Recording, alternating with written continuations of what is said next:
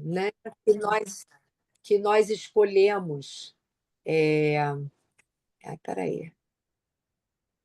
Que nós escolhemos para esse ano, não só para o seminário, mas também para a nossa ciranda de psicanálise, arte e literatura, que é Corpo e Linguagem. E a ideia, né, é que a gente discutiu muito antes de chegar ao título desse seminário. E a ideia é que a gente possa, frente a todas essas discussões que a gente vem escutando na mídia, também no consultório, né? Todas as dificuldades das pessoas em lidarem com o seu corpo, as intervenções que, é, que a medicina propicia, inclusive, nesse corpo, e mesmo fora da medicina, né? Todas essas invasões, né? Nesse corpo real. Isso não é de agora. Isso, como hoje o colega vai trazer, o Luiz Alberto vai nos trazer esse lindo filme, né, e os comentários dele sobre a questão dos castrati, que, de algum modo, presentificam nesse corpo real, né, eu diria, uma certa tentativa de não apenas transcender esse corpo real, mas a ideia de que você pode fazer com esse corpo o que bem lhe aprouver, sem consequências a priori, né? Então, é, eu escutei na conversa que nós tivemos no domingo, os colegas, cada um vai trazer um encaminhamento, não só teórico, mas da sua pesquisa, né? Sobre, sobre essa questão do corpo e a linguagem, né? Como a linguagem recorta o corpo. Ele pode lhe dar múltiplas formas e a gente pode pensar esse corpo de várias maneiras. Eu queria trazer aqui algumas observações que que eu venho, de algum modo, recortando em vários livros, que eu até mostrei para os colegas no domingo, quando a gente se reuniu, alguns conceitos que podem nos ajudar a percorrer essa pesquisa sobre corpo e linguagem. E um livro, que é exatamente o livro que eu não conseguia lembrar o nome e que depois eu me lembrei que ele estava no consultório e que eu trouxe aqui, que é este livro aqui, de um filósofo chamado Denis Robert Dufour, que é um nosso velho conhecido. Nós já publicamos alguns livros dele, e esse livro realmente é uma preciosidade. Chama-se Cartas sobre a Natureza Humana para uso dos sobreviventes, porque ele se questiona se o homem contemporâneo, se ele vai poder sobreviver, né, dentro da concepção de homem que foi sendo constituída ao longo de todo o processo civilizatório. E ele nos traz, para início de conversa, é lindo o livro, porque ele escreve esse livro sob a forma de uma carta de amor endereçada a uma bela amie, a uma bela amiga. Um pouco a maneira, né, que a gente pode dizer, de alguns pequenos tratados do século XVIII. Então, ele, o tempo todo, ele se refere a essa amiga, né, a essa companheira,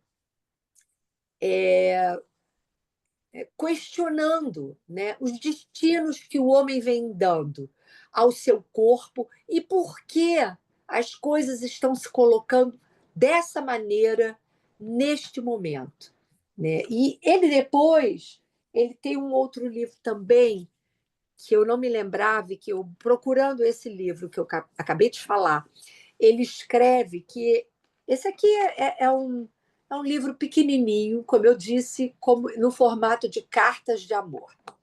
Esse outro livro, né, Acabamos Bem os Homens, On achève bien les hommes, é um livro que ele questiona algumas consequências atuais e futuras da morte de Deus. Então, ele percorre, no campo da filosofia, desde a Grécia, várias possibilidades da gente refletir sobre o destino do homem e sobre o destino desse corpo real, né?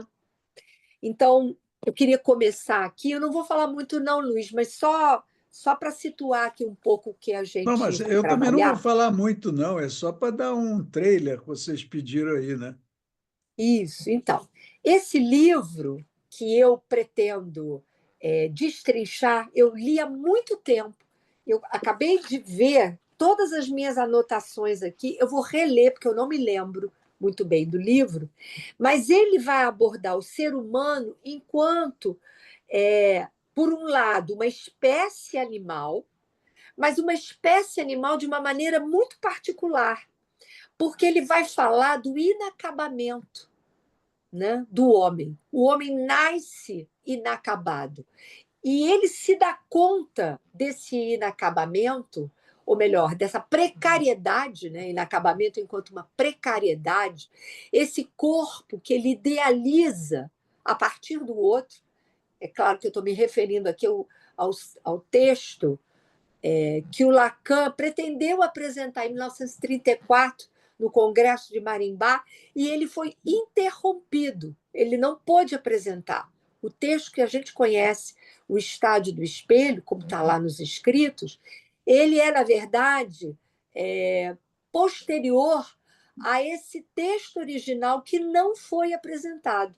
E que a gente encontra, evidentemente, tanto nos escritos, como, por exemplo, nos complexos familiares, o resumo do que ele não pôde apresentar, né? E é muito interessante porque o que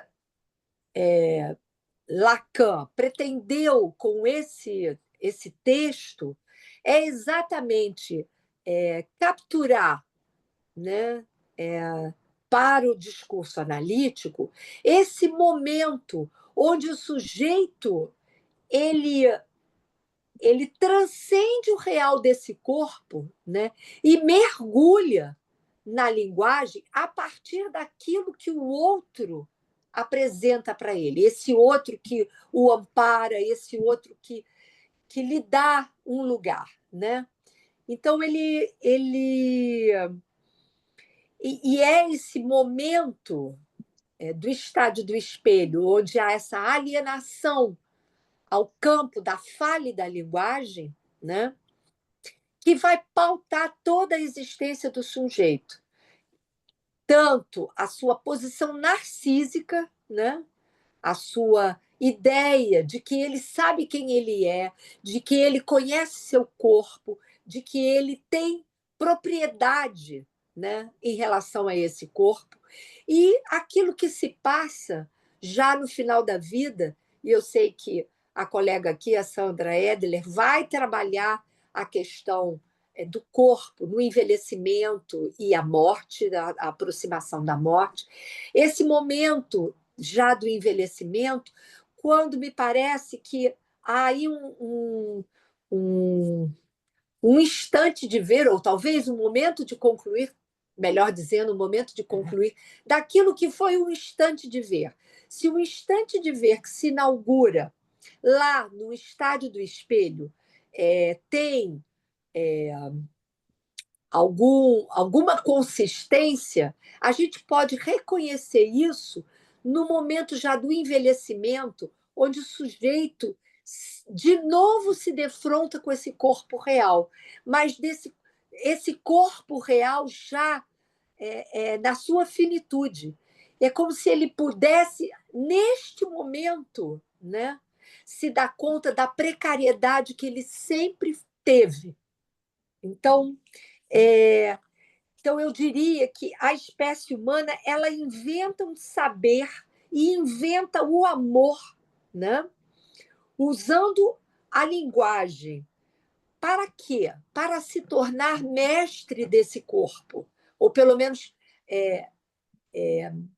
fantasiar a possibilidade de uma mestria sobre esse corpo.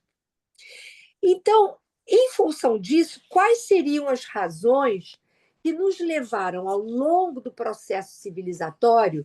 E aí, eu referendo os livros, são 2 volumes do Norbert Elias, que se chama O Processo Civilizador, onde ele vai trabalhar longamente as várias apropriações, não só do corpo, mas do discurso, ou dos discursos, né, ao longo dos séculos, que vai nos afastar de uma conexão fundante da nossa própria condição, que é a relação entre os nossos pensamentos inconscientes e também os conscientes e o corpo, né, que esses pensamentos habitam, né?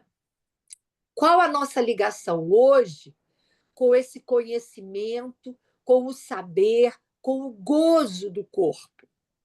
O desejo, que lugar ele encontra no corpo que cada um habita?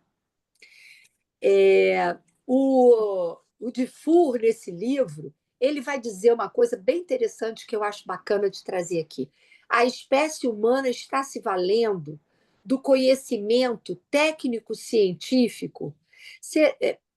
Será que seria lícito dizer que é uma tentativa de sair do seu inacabamento? Somos nós os últimos homens da concepção do homem, né? Bom, os outros colegas vão.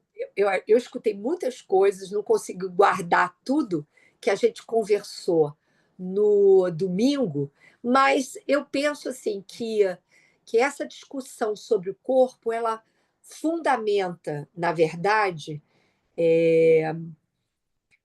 aquilo que está não só na nossa prática clínica de consultório, mas nas próprias relações das pessoas, né? De como cada um se, se encontra na sua solidão, né? Com a solidão do outro. Então, eu acho que eu vou passar a palavra aqui para o Luiz. Ele vai nos trazer esses comentários sobre os castratos, que eu estou curiosa para saber o que ele vai exatamente percorrer, e vou tentar preparar para outros encontros nossos aqui alguma coisa mais consistente que possa nos guiar nesse seminário que me parece que promete grandes surpresas. Luiz, a palavra está com você. Bom, eu não sei se a gente começa pelo filme ou se a gente fala antes sobre o assunto. Fica à vontade, você conduz Eu o acho, barco. O eu leme está acho na que sua mão. talvez eu pudesse falar assim, uns 5 minutinhos a gente botar o filme, né? O texto é o seguinte: vocês devem ter ouvido falar, né, do que é um castrato. Um castrato era um menino, digamos assim, que entre 7 e 12 anos eram-lhe retiradas as gônadas para que ele mantivesse uma voz infantil e até um pouco assemelhada a uma mulher. É evidente que essa cirurgia, digamos assim, século 17, 18, era uma coisa meio trágica, né? Porque você imagina que se botava, até no filme tem como era feita a cirurgia, se botava o menino dentro de uma bacia, normalmente com leite ou com gelo, quer dizer, com líquido gelado, né? Para que você pudesse fazer uma incisão na virilha e retirar, né, As a- gônadas. as gônadas dele, né? Muitas vezes as pessoas pensam que então ele ficou sem possibilidade de ter vida sexual, mas não é exatamente assim, porque a crítica que se faz, e que depois a medicina mais avançada chegou à conclusão que isso não impedia exatamente ele de manter relações sexuais, impedia ele de gerar, quer dizer, a impotência seria, vamos dizer assim, a principal seria essa de não haver geração. Só que tem que haver uma outra questão também, assim, rapidamente. Todos eles tinham que ser inseridos num tal de um conservatório, que era o que se tinha na época.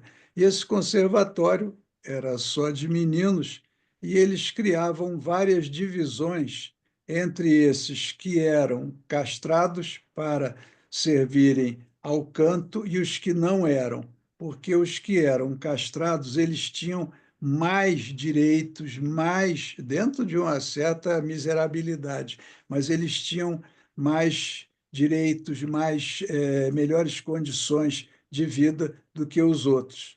E eles eram sempre denominados, né, de eunucos, né, era o nome que se usava na época, e a Itália foi o carro-chefe. Somente a cidade de Nápoles é considerada a cidade que mais promovia essa, essa cirurgia.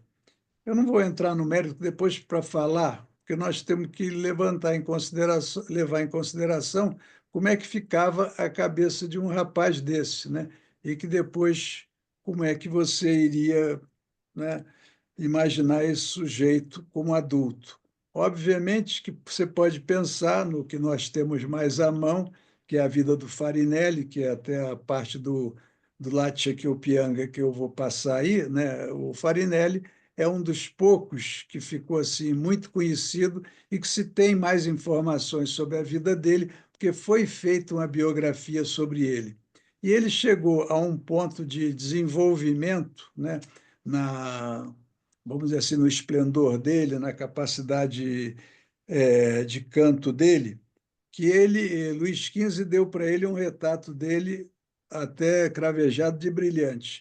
Mas a grande situação que ficou assim muito em volta dele foi que o rei Luís V da Espanha o levou, né, para a corte com todos os direitos de um grande senhor na corte, porque dizia-se que o nosso amigo aí, Felipe V, ele era um neurastênico.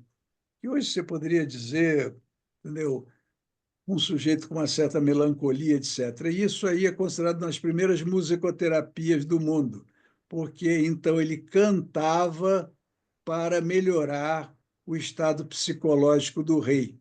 E ele criou, né, o rei, né, criou uma espécie de uma situação em que só determinados eleitos assim do maior nível da corte tinham direito a assistir esses concertos que dava o Farinelli dentro de uma câmara real, um espaço só para o rei e convidados de elite. E assim ele viveu grande parte da vida dele. Depois o rei morreu e tal. Ele voltou depois, foi para Bolonha e tal, morreu em Bolonha. Né? Mas ele era, como a maioria dos castrati de grande, vamos dizer, vulto, eram italianos. Né? E, obviamente, só para terminar aqui o parênteses, né? Um dos grandes fomentadores dessa situação foi a Igreja Católica, né? Até por conta da Capela Sistina, dos cantores da Capela Sistina. Eu vou passar o filme aí, Alexandre, coloca o filme aí que eu acho que é uma maravilha. E no filme tem umas passagens assim, tem o irmão dele, que foi muito importante nessa linha aí dele como castrate, tem o Pórpora, que foi quem realmente cuidou dele na época do conservatório, e tem também o Handel, que foi, vamos dizer assim, o Ópera. autor, o Handel, Uhum. né? Foi um autor que prestigiou muito o Farinelli. Que Handel é um autor normalmente para castrate. Isso. É deslumbrante, realmente.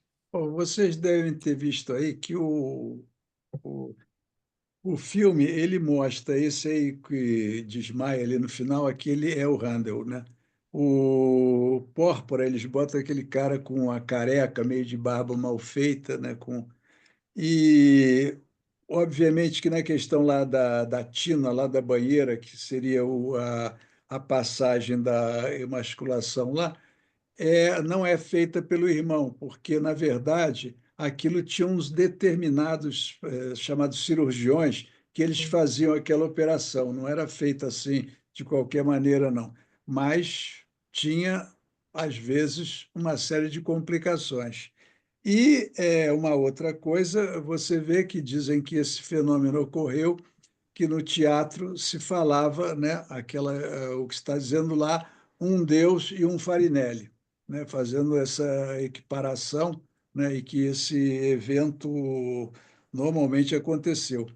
Quer dizer, algumas coisas que só assim para ser um pouco rápido, né, era assim, você se tinha às vezes a igreja preconizava, inclusive, assim: você tinha 4 filhos, um você devia destinar à igreja, então um você devia castrar para ele ir ser cantor, né? E o que acontecia é o seguinte: muitas famílias criavam situações, né, artificiais de lesar, né, as gônadas das crianças, dos meninos, para justificar a cirurgia, porque a cirurgia não era aceita, ela era feita clandestinamente. Mas se você dissesse que, como tem no livro do dos castrati, né? Se um porco, né, mordeu a gônada do menino, ele pode ser castrado. Se ele levou um chute de mau jeito de um amigo, ele pode ser castrado. Se aconteceu alguma coisa, ele caiu, machucou ele pode ser castrado. Então, as famílias, vamos dizer assim, sem recursos financeiros, o que faziam? Criavam essas situações, né, e às vezes até promoviam esse tipo de acidente, entre aspas, para que se justificasse a castração e o menino iria para um conservatório desse, onde ele ia aprender música. E nesses conservatórios, normalmente uma cirurgia dessa só funcionava para o canto se ele fizesse entre 8 e 10 anos, né? E havia assim situações assim. O menino ele tinha que autorizar de punho próprio que ele aceitava ir para o conservatório e sofrer lá a ablação. Só que tem que muitas vezes, né, o que é que ocorria? Ele tinha que botar também ali, naquela solicitação de entrada que ele fazia, ele tinha que apresentar a hipótese de que ele poderia ficar entre 6 e 10 anos no conservatório. Então, o menino estudava durante 6 a 10 anos no conservatório. Só que tem que vários dos que tinham sido operados, etc., não conseguiam depois, no estudo, no desenvolvimento lá, no trabalho com as cordas vocais, eles não conseguiam atingir o patamar necessário. Aí eles eram mandados de volta para a família. E aí era um problema, porque no conservatório era o Estado que sustentava ele, meio mal, mas sustentava, ele era mais um para comer e ficava sem as gônadas e sem ser cantor. Então, era uma situação também familiar, social, muito complicada, né? Eu acho que eu posso depois, vou dar espaço aí para o resto, né? Mas é mais ou menos isso que a gente pode examinar e Quero falar falar. Mas uma coisa. indica o livro dos castrati. O livro é o do Barbier. Eu até posso aqui mostrar. Peraí. Deixa eu falar uma coisa. Não é à toa que isso É esse começou. aqui, Patrick Barbier, História dos castrati. Tem também um que é interessantíssimo, que é o do. Peraí, é o do Farinelli, que está aqui, que é esse aqui, né? Que tem toda a vida dele, né? Que é o Farinelli, né? Que é do Marc Davi. Esse livro aqui também é muito interessante, tem toda a história do. E é uma situação. né, essa dos meninos aí, que ela é bastante complexa, porque não tem só a questão do próprio, tem a questão toda da família e do entorno da família. Como é que ela tinha uma expectativa de que aquele menino fosse resolver todo o problema financeiro da família. E muitas vezes isso não acontecia. Então, era um Não à problema. toa, isso era principalmente no sul da Itália, que era a É, parte mais pobre, né? exatamente. As pessoas mais Nápoles era a ignorantes. capital vamos dizer assim, da orquiectomia. Ô, Até Cecília hoje. Bretas, Oi. na época áurea dos castrati, não. O sul da Itália era extremamente rico. Quando houve a unificação da Itália, é que o sul, que justamente tinha mais recurso, e teve que desenvolver, né, toda a parte de Milão, de Firenze e tudo mais, é que realmente empobreceu. Mas, curiosamente, grandes fortunas se concentravam no sul da Itália, porque tinha um Não é terreno novidade, eu melhor. sempre ouvi dizer que o pessoal do norte sempre chamou o pessoal do sul de cafone. São os Sim, mas pobres, os isso já Olha cafones. no aqui, século mas não vamos precisar XVII, entrar XVIII. nessa questão, porque, na verdade, só ia para só procurava essa situação quem não tinha recursos, É, né? A maioria do pessoal usava isso como uma forma de dar uma melhorada na vida do sujeito, né? Que é uma Daquela família. violência, né? Uma coisa que Não, uma evidente, mas violência. na época já era considerado uma violência, mas se isso. fazia, e tinha o respaldo da igreja, né? Esse é que é o interessante também, né? Nada diferente da ablação de um ímã e de uma mulher. Sim, claro. Exatamente, você tem toda a razão. Vocês sabem o que quer dizer isso? Lascia ch'io pianga, mia cruda sorte, lascia respirare la libertà. É a frase que ele coloca, que ele É. repete várias vezes, que é deixe-me chorar por meu destino cruel e que suspire a liberdade. É lindo Eu isso. mandei aí no nosso grupo aí a tradução Uhum. toda. Tá bom. Sim, Agora, Luiz, de certa forma, algumas famílias fazem isso hoje com o jogador de futebol, porque tem os olheiros que saem pelo Brasil, pegam o menino, trazem para São Paulo ou para o Rio. A família se muda imediatamente, achando que Não vai ser sei. o novo Pelé. E aí esse menino Mas não não dá tiram conta, nada, né? É, mas mas eu não, queria não fazer tem uma essa pergunta. violência, né? mas é uma Eu queria fazer violência. uma pergunta para você, Luiz. Porque você está trazendo, né, esse lindo recorte, que eu acho que você vai desenvolver, né, alguma coisa sobre isso, nessa, nessa nossa discussão aqui, nessa nossa investigação, né, sobre a referência entre corpo e linguagem. Você levantou, inclusive, quando você estava falando, logo no início, das consequências psíquicas dessa castração, que não era voluntária, né? Dessa castração nesses meninos. O que você pensou? Que você acha que isso pode nos ajudar, né?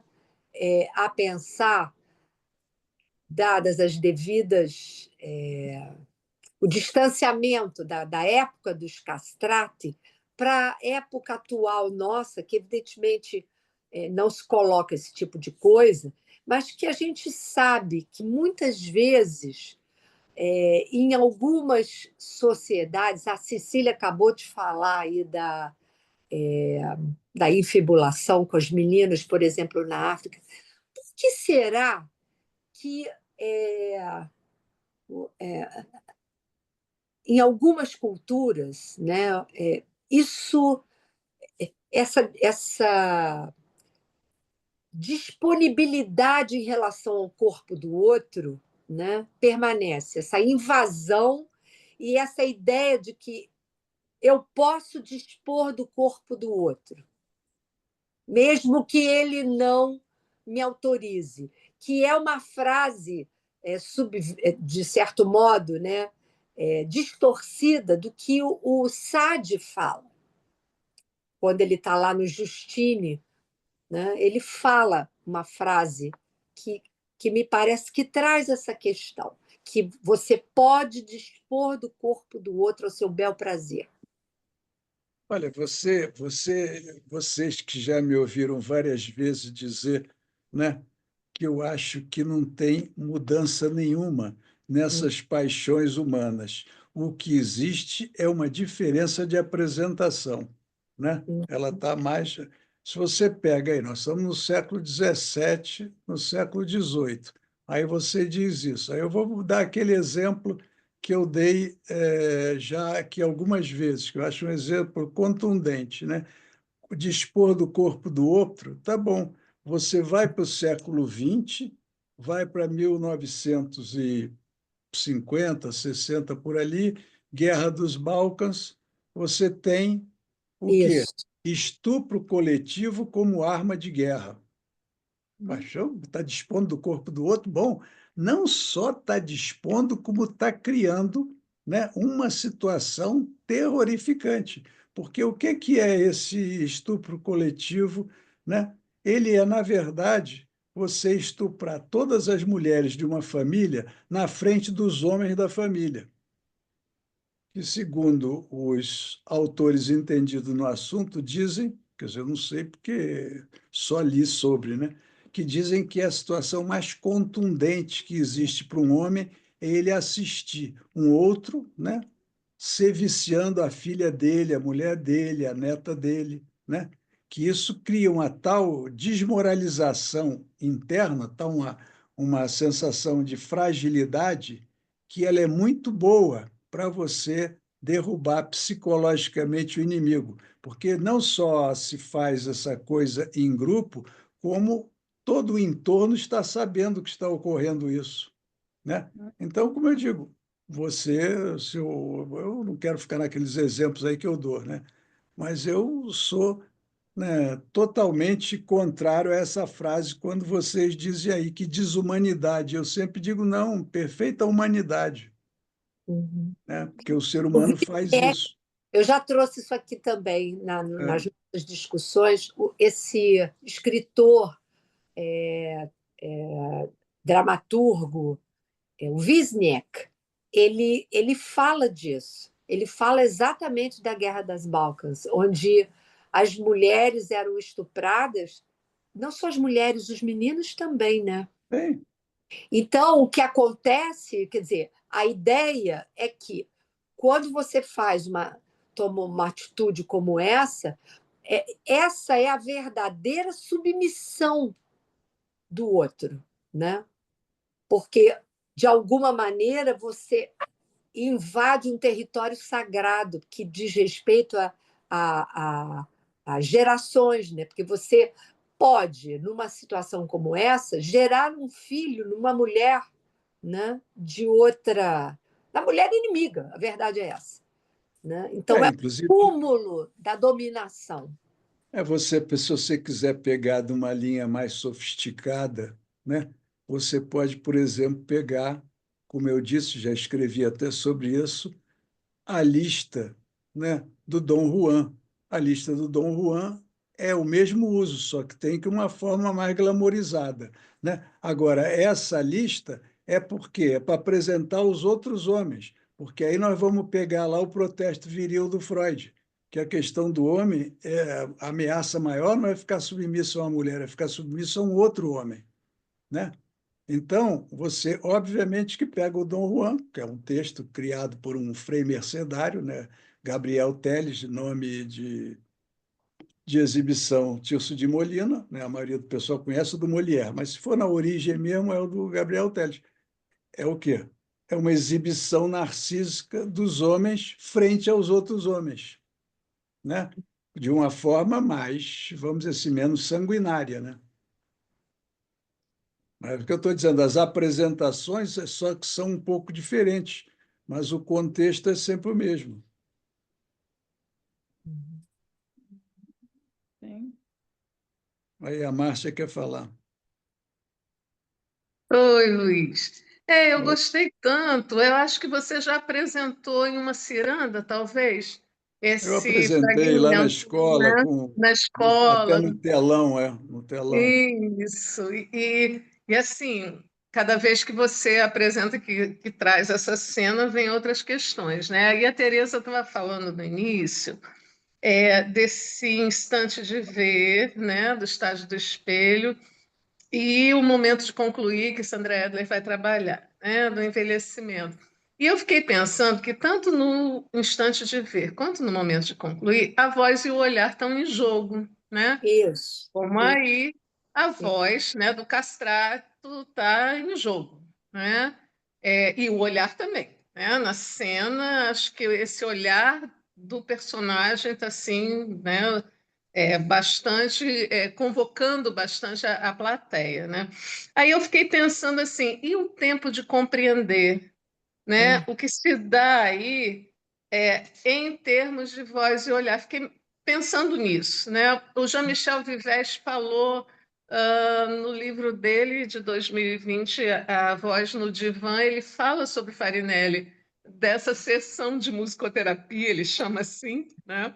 De quando ele canta e tal para o rei, Mas e musicoterapia era para o rei, né? Porque o rei tinha para o um rei, problema para o rei. psicossomático. Isso, para o rei. Ele discorre um pouco sobre isso. Claire Delis também já falou um pouco a respeito dos castrati, mas o que me faz indagar mesmo é esse tempo de compreender, né? Porque o corpo está em jogo e voz e olhar também. Né? O que isso, que a gente pode pensar daí para frente, cada um no seu tema de interesse, né? isso. O que a gente Olha só, pode esse pensar a tema é respeito? tão interessante, você veja só.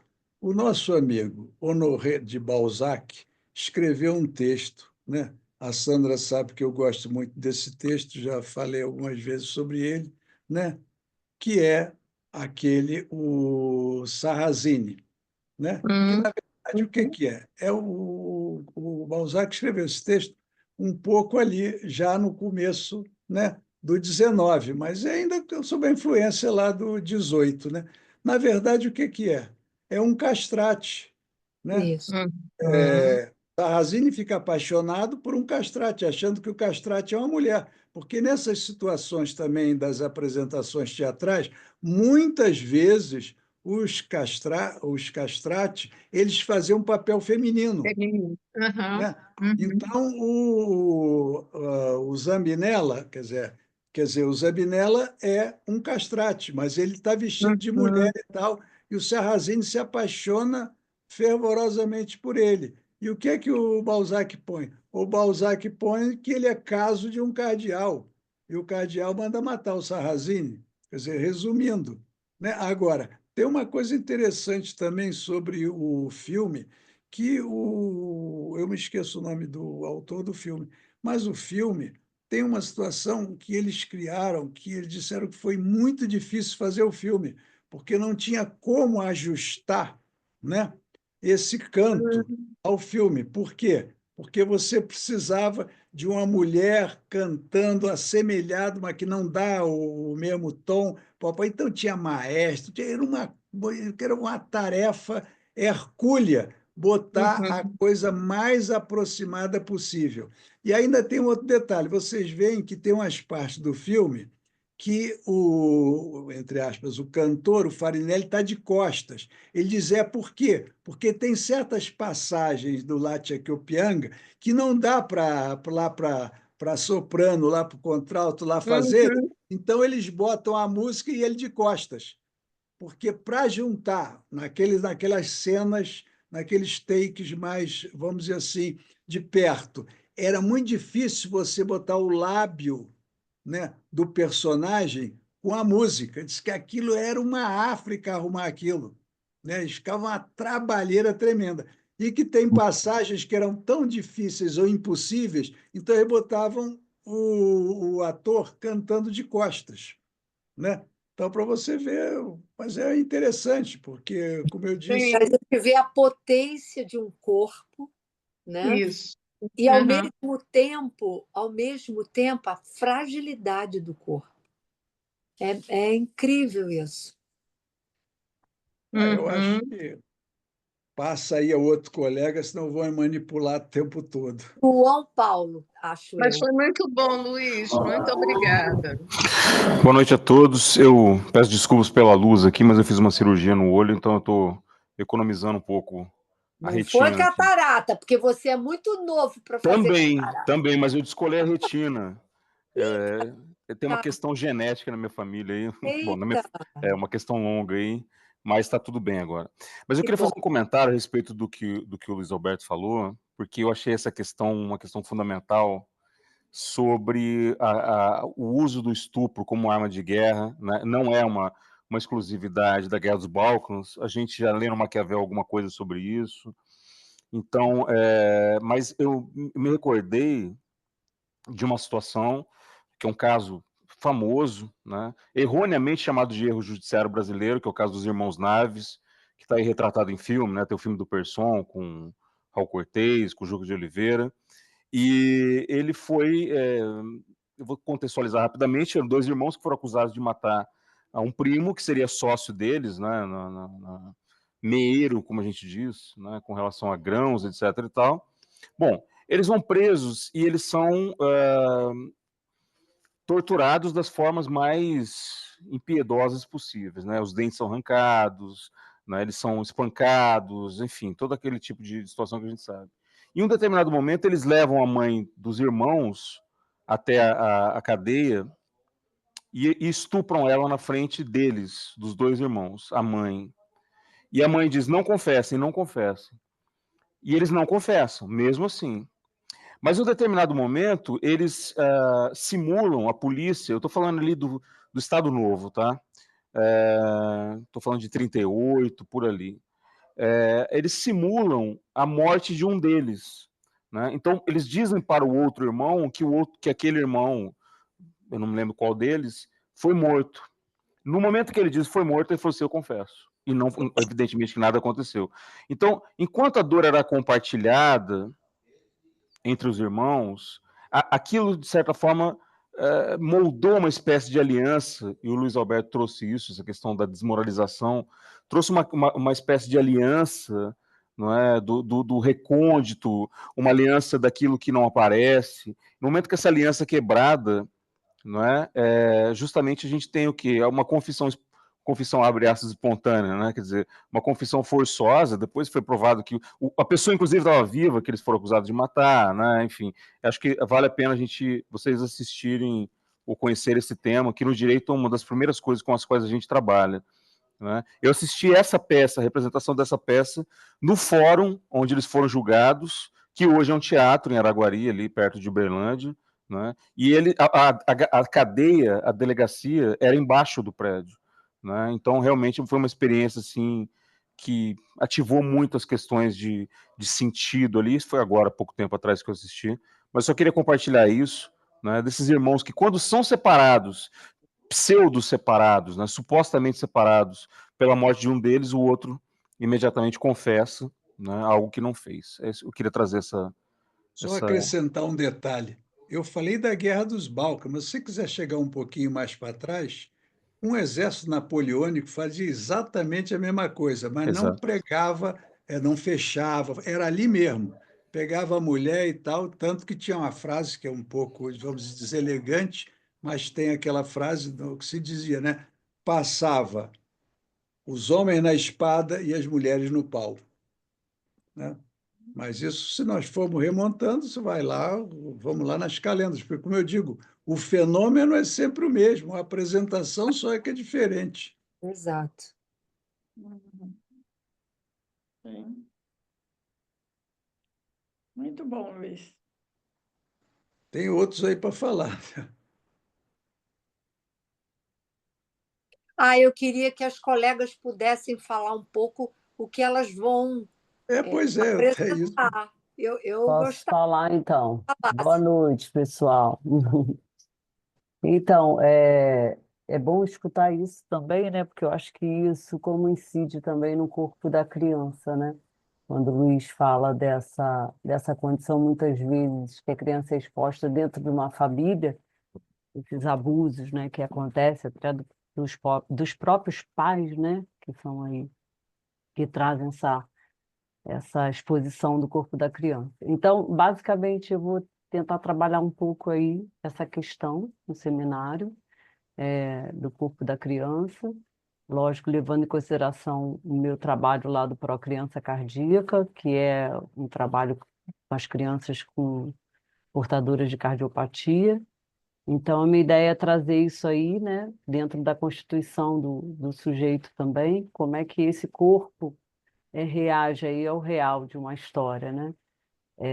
E fiquei pensando quando falou sobre essa invasão, acho que foi a Clarice Lispector, né, que a mãe dela, ela sofre Isso. um estupro, né, na Segunda Guerra, e até ficaram questionando até a paternidade da Clarice. E a mãe contraiu sífilis desse estupro Isso mesmo, coletivo na desse Ucrânia. Eu lembrei dessa história também. Quer dizer, que situação traumática, né, para essa criança também. Pogroms, como chamavam, né? Isso. Então é isso, gente. Eu vou falar um pouquinho disso aí, dessa trajetória aí, dessa criança nesse corpo aí ainda em desenvolvimento e como ela vai poder se dar conta de algumas situações que acontecem. Você há pouco citou, numa outra situação, você falou de um caso que seria bacana de você poder trazer. Sim. Você está lembrada? Tô. Mais para frente você fala. Falo sim. Tem vários casos aí, É né? verdade, é verdade. Muitas coisas.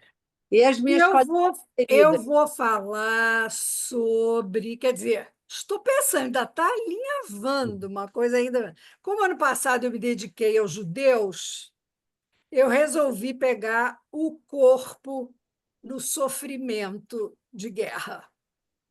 Então, tem um francês interessantérrimo aqui que fala sobre o corpo, a partir disso que o Luiz falou, o corpo do inimigo, o corpo dos mortos, tudo que é feito com os corpos na guerra. Eu achei tão interessante. Vou tentar achar algum viés para vocês. On va voir. Só acrescentando aí um detalhe, né, Sandra, que eu acho bacana que eu vou começar falando da infância e você vai poder trazer essa questão do envelhecimento. Então, todo esse Eu vou circuito aí. pegar Uhum. então para comentar aqui. Em primeiro lugar, como secretária de Publicação e Divulgação, eu quero agradecer a presença de todos aqui e que espero que vocês participem conosco desses seminários que são preparatórios à nossa 21ª Ciranda, que será em setembro. Então, nós estamos começando a trabalhar juntos, colocar no forno esse tema, que é o corpo e a linguagem, né? Então, eu fui levada assim pelo caminho que a minha clínica está tomando, né? E peguei o título Corpo no Limiar da Vida, né? Mas como a minha alma é totalmente da literatura, eu estou inclinada agora para fazer uma articulação do corpo com a linguagem. Eu tô interessada, eu estou pensando nessa hipótese de domingo para cá, de pegar o final da vida deixado em cartas. E talvez para isso eu utilize recursos de diários de escritoras em que esse tempo de compreender, esse tempo de elaboração não se deu e, de alguma forma, houve um fracasso na elaboração e elas acabaram tirando a própria vida. Então, talvez ele tenha partido da clínica de terceira idade para o encaminhamento às poetas suicidas. É isso que eu pensei de domingo para e vai hoje. falar da Virgínia. Eu vou, aí é a escrita que me toma, né? Vamos ver. Você Os sabe que diários que eu encontrar. o Boris Fausto, depois que a mulher dele morreu, ele escreveu um livro. Não sei se você se lembra disso. Ele escreveu É, um livro que ia contando toda a história dele com a mulher e como é que é a situação dele hoje, que tem a história do braço em cruz. Não pois pode abrir é. o braço assim na cama que bate e não que, tem que o outro. bate no vazio, né?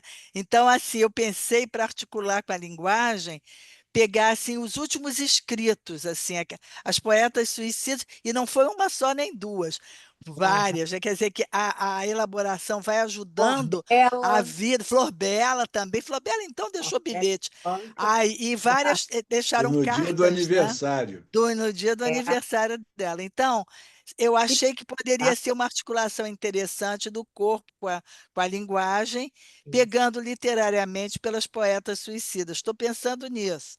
Vamos ver. aquela bacana que eu Tem esqueci uma tropa, hein? Hã? Tem uma tropa.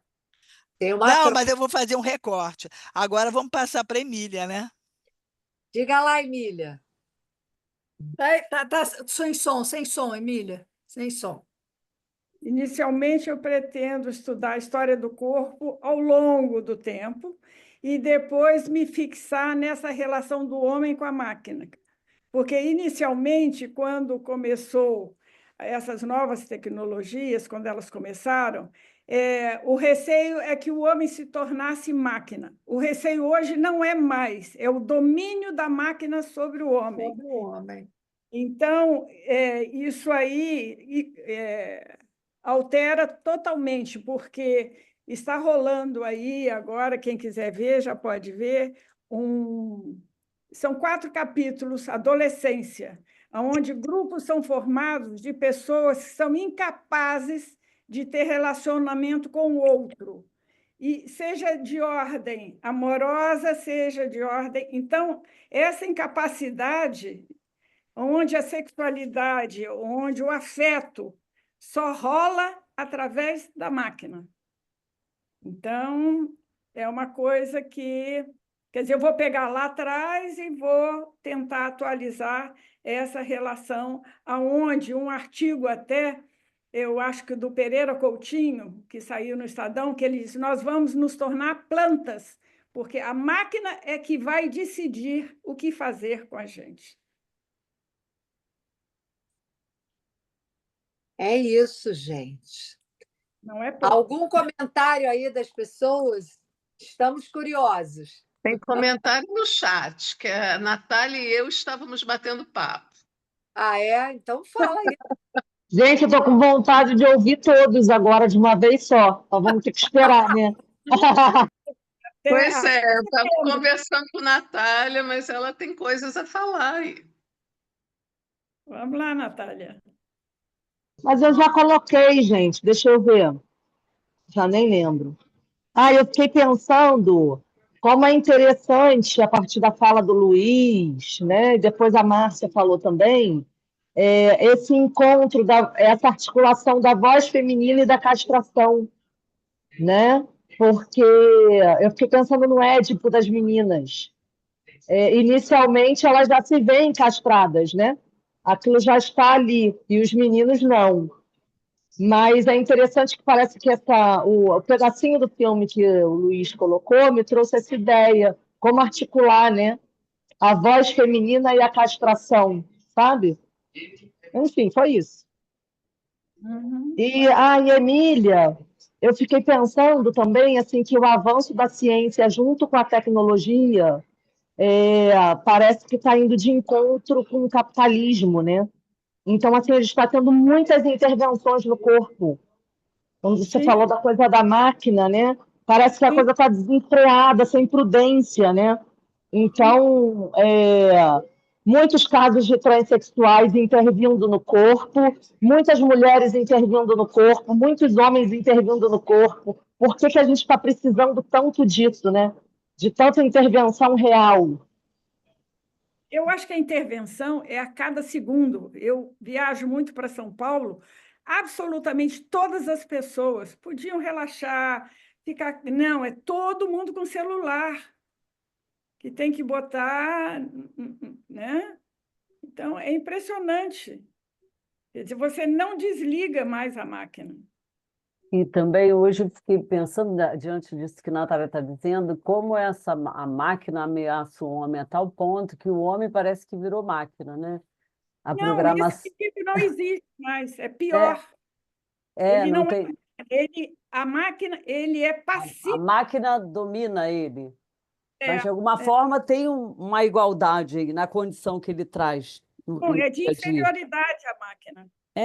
Não sei, eu acho que E parece o corpo não só atravessado pela cultura e pelos seus outros, mas pela tecnologia, né? Com força, parece que vem. Exatamente. Tudo que intervém no corpo, né? Muito da máquina, né? E esse corpo vira como se fosse uma máquina. Ele está ali preparado para qualquer apetrecho, para qualquer condição. Onde eu estava levantando essa questão até com uma paciente sobre isso. Pessoal, Vamos lá. Muito bom ouvir vocês. mais alguém querendo falar? Não precisa ter vergonha, não, gente. Pode falar. A gente está. Agora, ainda Então, tem coisa pior. Por exemplo, tem um livro do Neruda que se chama Bestiário, aonde também, que foi publicado agora, né? Que ele questiona a dicotomia entre homem e natureza. Quer dizer, como se o animal fosse humano. Aí volta para o Luiz, que gosta muito disso, humano e desumano. Mas não tem agora todas as pessoas que se consideram como um animal, elas botam a máscara, ficam fazendo Gente, todo eu barulho. hoje escutei de uma paciente que ela dorme com um cachorrinho dela abraçada de conchinha. Aí eu perguntei, e quando o seu namorado está junto, que é um namorido? Aí ficamos os três. O cãozinho dorme no meio. Sim. Mas isso aí O pet é virou velho, filho. Cecília. É. Todo mundo dorme pelo com amor de Deus, pet há muito coxinha tempo. com Mas é porque o cachorro. pet virou filho, né? Puta merda. o pet virou objeto Filho. transicional dos É, adultos. é verdade, é verdade. Mas E essa assim, muitos assexuais, né? Alguém comentou disso, agora eu não lembro quem foi, não sei se foi Cecília, ou Aqui, foi Emília até. Vai cá. Para Mas levar um isso aí, computador para a cama é mais complicado, mas eu né? não sei em que Muitos mundo você. adolescentes assexuais. Peraí, eu não sei em que mundo vocês vivem, porque tem filme pornô de pastor alemão transando com a moça. E isso, há muitos anos atrás, né, tinha em Copacabana um pessoal em circuito fechado, eu não compareci, não, mas fui convidado para assistir uma transa do cachorro com a moça. E você ficava sentado na plateia, né? Eu preferi não ir, mas fui convidado. Agora sim, lembrei aqui. Tem uma Ele não tem. grande. Tem muitos adolescentes identificados com animais, né? Na internet está cheio. Tá cheio. E você vê intervenções no corpo, de botar a orelha pontiaguda, Não, tomar leite, para deitar, ficar parecido mesmo, né? Que eu Qualquer vi É não era muito esquisito. adolescente, não, era um bando de burro velho. O Freud fala que o irracional é indestrutível. E é aí que a gente está chegando. E o Luiz gosta, né, Luiz? Mas Humano. ainda dá tempo, né? A gente estava trabalhando Bom, para eu isso. Luiz não procuro suporta fazer o a minha parte. desumano, nada é desumano. Se quiser, a do Freud é aquele: quem ama meu cão, me Isso. ama, né? Ou tem aquela outra, né? Então, dele até o final da vida, né? Claro, e eu prefiro a companhia, lá nos 70 anos, eu prefiro a companhia dos animais. Ele está se referindo ao cachorro, né? E morreu em função, ver se o cachorro não ficava mais no mesmo espaço que ele. Chamou o Max Fichur e disse: olha, vamos terminar porque não dá mais. Foi o cachorro que ajudou a decisão da eutanásia. A Miriam quer falar. Tá dando para ouvir? Porque eu não consigo abrir a câmera. Tá sim, Miriam. Tá. Eu queria, se não tiver nada a ver, aí vocês desconsiderem.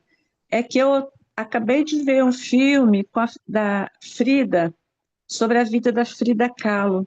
E vocês estão falando assim do corpo, por isso que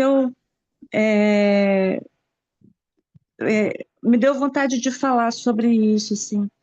Como o corpo dela foi tão, como ela fala, um quebra-cabeça, assim, né, montado, né, de tantas cirurgias que ela fez, de tantos, né, Das dores, né? essas dores com o escolha. corpo. Aí não houve escolha. E aí, Tereza, né?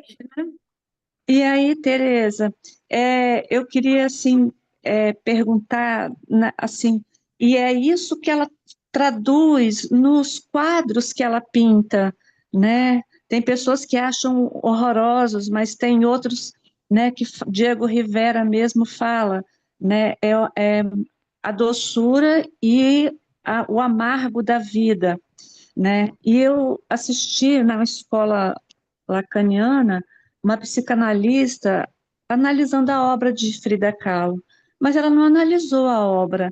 Ela falou que Frida Kahlo era psicótica pela obra dela, né? E o filme não, o filme foca a arte, né? E como que esse corpo está entranhado na arte, na pintura dela. Assim, é muito emocionante. Eu ainda estou assim, sob o impacto do filme. Então, vocês estão falando muito do corpo, e essa pintura, como essa linguagem, ela está falando, né, dessas dores dela e desse corpo esquartejado, sabe? Mais de uma vez. Era isso. Olha aqui, eu vou dar um Bom, pitaco. bom, Por Miriam. quê? Observação. Peraí, posso falar? Pode. Olha aqui, eu pretendo entender um pouquinho da Frida Kahlo. Tive até lá em Coiacã e etc., vendo as obras dela ali, todas essas biografias dela. Eu jamais diria que Frida Kahlo era psicótica. Nem eu. Nem eu. Acho um equívoco de Absurdo. diagnóstico Absurdo. sério. Ela era Pelo uma contrário, apaixonada. é o É, trabalho dela com a obra que ela sem começa dúvida. quando ela está hospitalizada. Aí bota aquele espelho, o pai traz para ela, né, tinta e tudo mais, e ela começa a pintar como uma via de sobrevivência, né? Exatamente. É para Não, sobreviver. A arte dela é, digamos assim, um grito, né, de sobrevivência. e o encontro dela com o Diego Rivera foi muito bom, porque o Diego Rivera é o grande muralista mexicano, né? Ela foi até atrás dele, ele estava um dia lá, ela foi lá, falou com ele, deu uma paqueradinha nele, e o Rivera era brabérrimo, pegava todo mundo. Aí começou aquele romance com ele, depois ela ficou um pouco dependente dele, mas ela morreu no final, é por causa daquele desastre que ela teve quando era adolescente, né? E A ferragem, né? Lá do trem com o veículo lá que ela estava, Ônibus, trespassou, estava no ônibus. trespassou Era um da vagina ônibus. dela Aham, até a coluna. foi. Então, ela ficou sempre com esse problema. Então, ela tinha Ela foi dores atrozes. atravessada. É. ela foi Exatamente. E ela ficou dependente de opiáceo, porque as dores só passavam com opiáceo. Então, ela ficou dependente do opiáceo. E no final da vida já estava muito, vamos dizer assim, massacrada pelas dores, etc. E pegou uma pneumonia, segundo até onde vai, né? E acabou morrendo. Né? Mas não foi suicídio, não foi nada disso. Ela era uma E teve a mulher, perna apontada antes também, né? Teve a perna amputada também, ela era uma mulher mas jamais para o muito final, né? avant-garde. Mas Como a Maria Martins também foi uma mulher à frente do seu tempo, né? Livre, com pensamento livre, e uma obra que mostra isso. É curioso como as pessoas se arrogam o direito de interpretar a obra de arte ou os artistas, sem jamais eles terem deitado nos seus respectivos divãs. Eu acho curioso isso. é uma coisa. O pessoal às vezes exagera um pouco, faz esse diagnóstico, não sei bem da onde, mas faz, né? Selvagem, interpretação selvagem. Tereza, É, é, você falou que a obra dela é. Como que você falou, Tereza, que é a vida dela? Ou... De sobrevivência. Ah, tá, Para sobrevivência. isso ela escreve numa carta que ela Uhum. não me lembro se para uma irmã, ela escreve, Não, né? tem os diários dela, Tereza, tem os diários dela. Exatamente. É. Não, e ela passava muito tempo deitada, que ela tinha que fazer muita cirurgia. Tinha dor pra Ela, caramba. ela usava um corset, né, que era E um verdadeiro ela drama. mandou fazer isso. E ela, Ah, justamente por isso. deitada, é que começou a se olhar no espelho Foi e a Espelho. desenhar. no É. E eu hospital. acho que ela via coisas maravilhosas, porque é de uma É, alegria até. as cores. Ah, O nível de dor que ela tinha. Pô. É. haja sublimação. Exatamente, É. exatamente.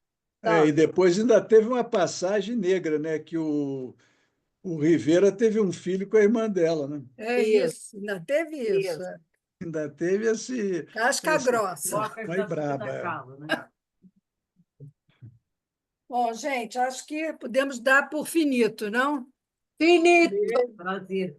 Maravilhoso. Quase da ópera divina. Não, Muito cultura geral obrigada. aqui está ótimo.